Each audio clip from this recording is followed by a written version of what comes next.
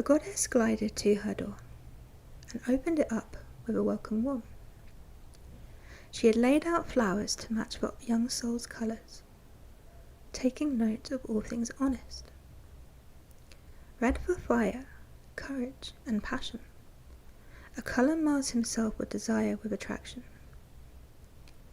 Orange and yellow for expression and boldness, yet spiritually young in an ancient cycle of oldness.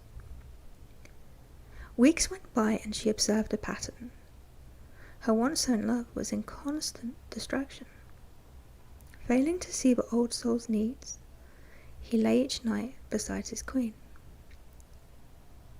So this young woman packed up all her possessions, suggested that they swap with pure intentions. She gave up her humble abode, which she had spent years working for, and once again opened up her door. This sensitive soul had spent years in sacrifice, years in sheer commitment, dedicated her life to helping others, engaged in service. Nothing too much for a heart so earnest. Months went by with sharing freely. She literally gave her life completely.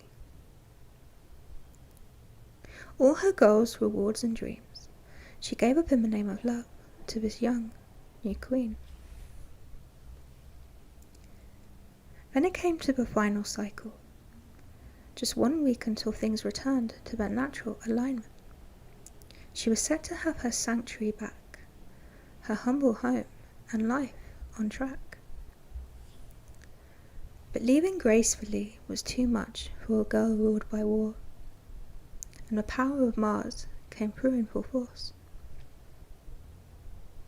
Everything that was honest, pure and selfless was turned into a reality nasty and selfish. She shouted, she cursed, she criticised and spoke badly. She turned love and beauty into something pure ugly.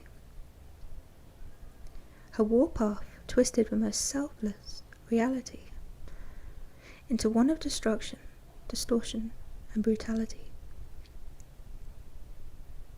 The cycles went by without a word, and the young woman had returned to her divine world.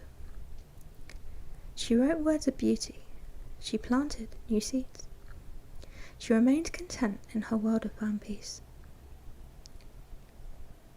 This old soul queen was truly living in gold. Each choice she made for the good of the whole.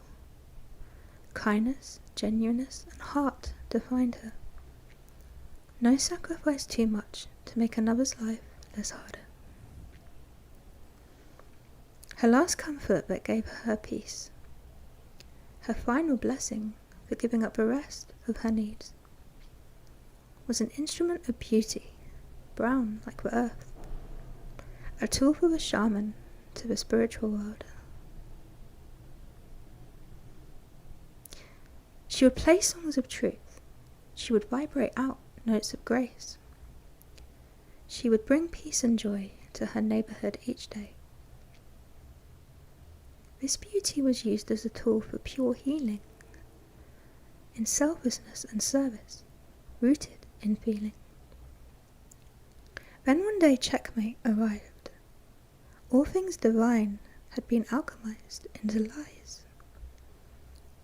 The light of the music and the vibration of service were transmuted into evil, birthed from jealousy and darkness. But at that moment the old soul realized she had won.